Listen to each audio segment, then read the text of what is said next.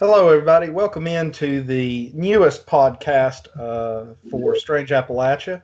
We're going to start sort of a mini series, I guess is the best way to describe this, where we talk about some different treasures and things that are reported to be around the Appalachian region. And we're going to start tonight by talking about the Beale Cipher treasure in Bedford County, Virginia. Yeah, this is a pretty old treasure story. People have been looking at it for years. But before we get started, Arlie's got a message for everybody. Happy Thanksgiving and Merry Christmas! Very good. Cool. So with that heartwarming message to move us forward, you want to start talking into the backstory, or how you want to start this thing? Yeah, let's go ahead and get started with the backstory. So the Beale treasure, it's about, I don't know, it's almost 200 years old now, the legend.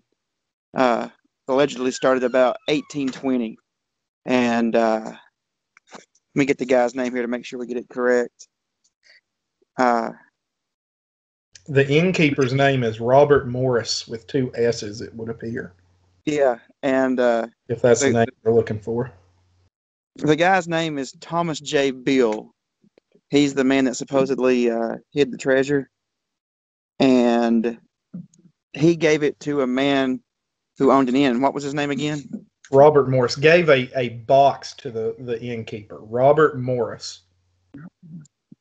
Yeah, so he hands this box off to him, and then Robert Morris supposedly publishes the cipher after deciphering the second of the ciphers. There's three ciphers that go along with this. That's what I was going to say, backing up just a little bit, this box, he waited a while to open it, like 20-some years. And when he did, he found these three texts or ciphers that were in it, with hidden messages, stuff like that. And the one that he ciphered, or that he figured out, was the second one. Right. The second one, the first one contains the location of the treasure. Supposedly the second one contains what is in the treasure. And then the third one contains who owns the treasure or who his inheritors are. Mm-hmm. And as of today, the second one is the only one that's ever been translated. And it was translated using the U.S. Constitution. Right. Like I said, this thing is a treasure. The reported value of this thing, if it's ever found, I think I read the general consensus in today's economy would be about $18.5 million. Something like that. Does that sound right? Let's see. Right here we go. No, it's let's see, about $42 million. $42 million. Had it wrong then. And then there's gems in it supposedly worth another $220,000. All right. Well, I had missed that completely.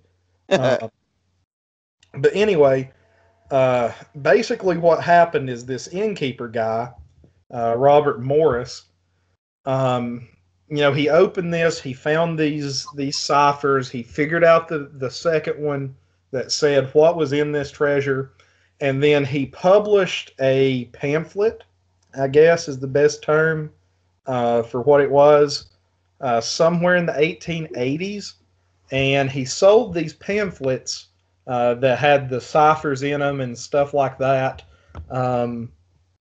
to people who were looking for, and told people about this treasure, and people started looking for it somewhere in the 1880s. So people have been looking for this thing for almost 200 years, like you said. Yeah, the pamphlets, he sold them for 50 cents a piece. And today's terms, that's about $14 for one of these pamphlets. So it's one of those things, a lot of people, they believe it's fake. And the reason they believe it's fake is because one of the reasons is because of the amount that he charged for one of these pamphlets. Yeah, it's sort of a money making scheme, I guess. That seems to be like you said, the general opinion. It's the one that I certainly believe. I don't think, and this is shouldn't probably be much of a shock to anybody who listens to this regularly, but this isn't one that I necessarily believe in. I don't think this treasure is actually out there. I promise we'll eventually talk about stuff that I actually believe in, but this isn't one of them.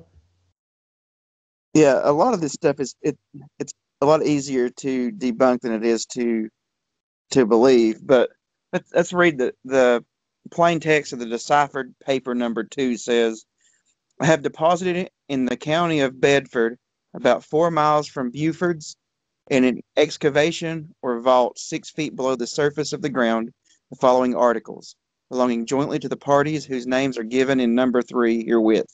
All right, The to first stop you there real quick, just as a note, Bedford is the county, and Buford's is an inn that is in Bedford.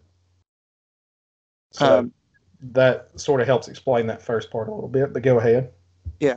The first deposit consists of 1,014 pounds of gold and 3,812 pounds of silver, deposited November 1819. The second one was made in December 1821 and consists of 1,907 pounds of gold and 1,288 of silver, also jewels obtained in St. Louis in exchange to save transportation and valued at $13,000. The above is securely packed in iron pots with iron covers. The vault is roughly lined with stone, and the vessels rest upon solid stone and are covered with others. Paper number 1 describes exact locality of the vault, with no difficulty will be had in finding it. Which is sort of laughable because it's been 200 years, and obviously there's some difficulty in finding it. Yeah. At some point in time, to correct you from an earlier point real quick, it was decoded using the Declaration of Independence, not the Constitution. Sorry. Yeah, that's right. But it was a special version of the Declaration of Independence, not the original one. Correct. And actually, when they talk about how they deciphered it, basically they used a numeric code. So they just followed the numbers on whatever the code is to that numbered word on the declaration. And when they did that, it more or less came up to this. Now there were some variations and some misspellings when they did it, but basically that's what they got out of it. Mm-hmm. So if you look into this, and obviously there are people out there that believe in this.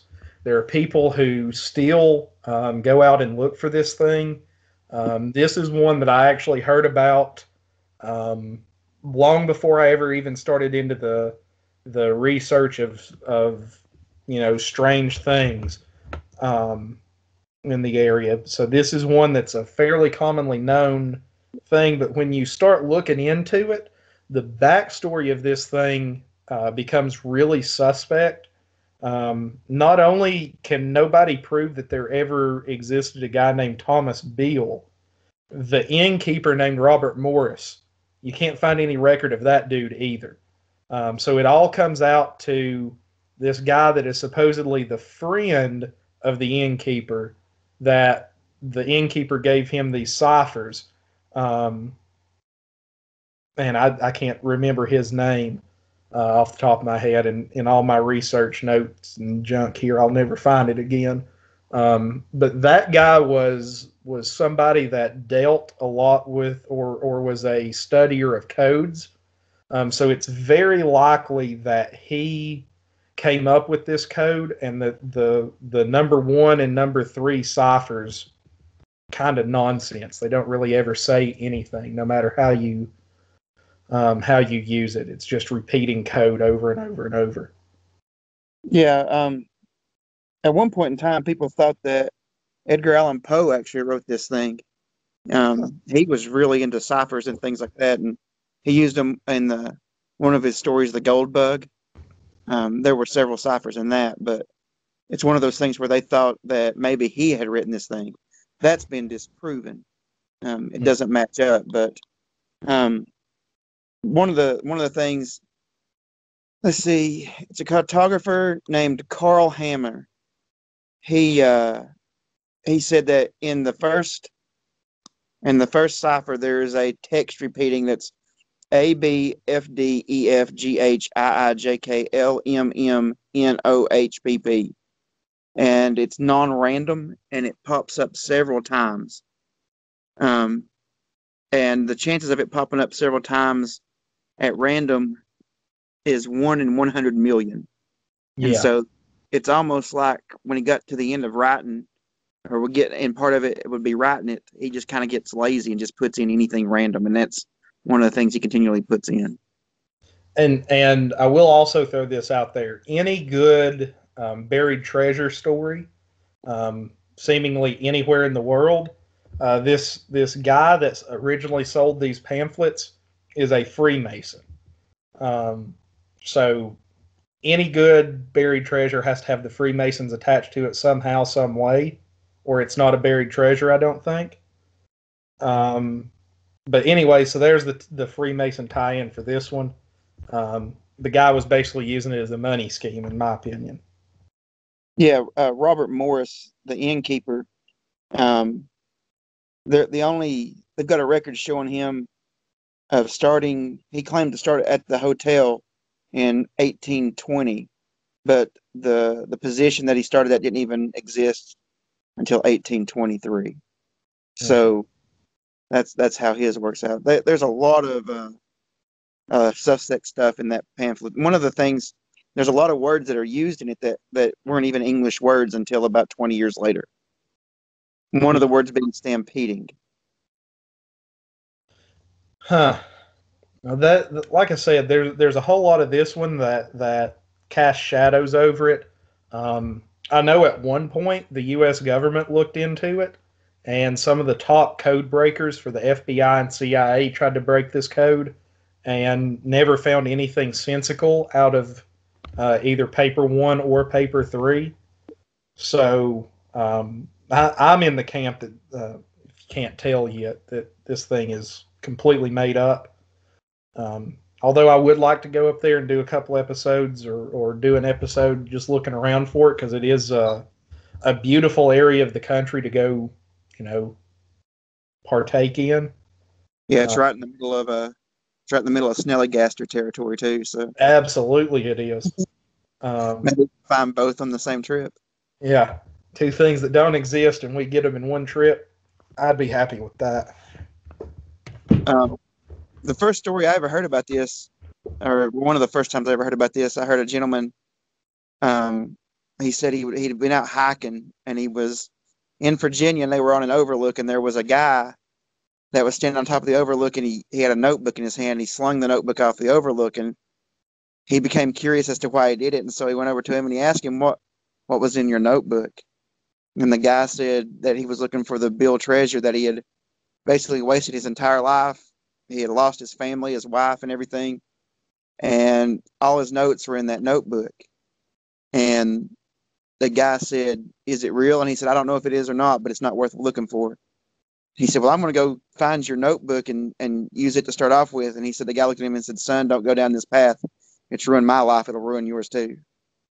And so the guy basically went on to say how much money he spent trying to find this treasure. And, he'd spent hundreds of thousands of dollars and had came up empty handed and was still looking for it, was determined to find it. So a lot of these treasure stories, that's what you get, kind of like the Oak Island thing. People just keep pouring more and more money into it, and there's nothing to report. Yeah. Um, and that's going to be the same way with a lot of these treasures, um, hidden things, stuff like that. Is there's a whole lot of people that have ruined their lives looking for something that, if they had put that effort into going out and put that effort into their job, for instance, they'd have a whole lot more money than if they were looking for a buried treasure in a mountain in Virginia. Yeah, yeah, it's kind of crazy how that, I guess, gold fever, treasure fever can take over.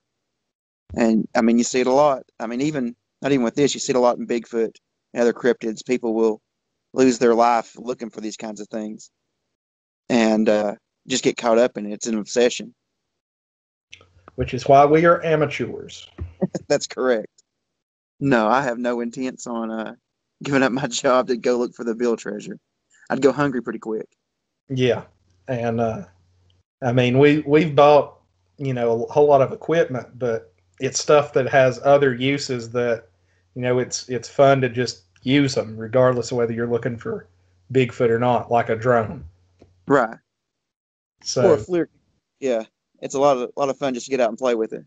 yeah, it's not like we're something that we probably wouldn't have bought anyway. Because honestly, I probably would have bought a FLIR eventually anyway, and a drone and stuff like that. So we're not going broke looking for this stuff. That's true. All right. Well, that's all I've got for the Beale treasure. JD, you want to close us out? Certainly can. As always, want to thank everybody for listening, putting up with our nonsense and rambling. Go check us out on Facebook if you haven't already, Strange Appalachia. You'll find a whole lot of information there when we get out of COVID land and get to go out and do stuff. You can find us there where we're going to be, what we're going to have, and stuff like that. Check us out on YouTube. That's where all our videos will be posted. And, like we always say, if you've got a cool story or something you want us to talk about or something that you want us to investigate, let us know. We'll be more than happy to check that out. And, yeah, I don't really have anything else. Anything to add? No, just see y'all next time. All right. Peace, y'all.